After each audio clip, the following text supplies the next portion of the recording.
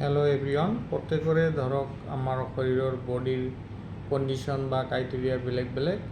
ধৰক শকত মানুহৰ মেটাবলিজম বেছি, গতিকে সিহঁতৰ সোনকালে বডিত চৰ্বিটো ষ্ট'ৰ কৰে, আৰু যিবিলাক ক্ষীণ মানুহ হয় সিহঁতে খায় বেছি কিন্তু সিহঁতৰ বডিৰ ষ্ট'ৰেজ সিমান এটা নাই।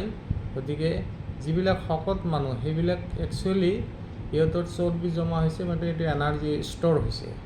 গতিকে যিবিলাক মানুহ শকত সিহঁতৰ ডায়েটিং কৰিব লাগে বেছিকৈ, আৰু সিহঁতে খানাটো মানে এটা গেপ মেইনটেইন কৰি খাব লাগে, কাৰণ তেওঁলোকৰ বডিত অলৰেডি এনাৰ্জি ষ্ট'ৰ হৈ আছে। গতিকে সেই ষ্ট'ৰেজৰ পৰা যিটো চৰ্বি সেইটো গলি আমাৰ এনাৰ্জিলৈ কনভাৰ্ট হ'ব, আৰু সেইটো কাৰণে সেইবিলাক মানুহ অলপ ফাষ্ট ডায়েটিং কৰিব লাগে, ড্ৰাই ফাষ্টিং টাইপ কৰিব লাগে।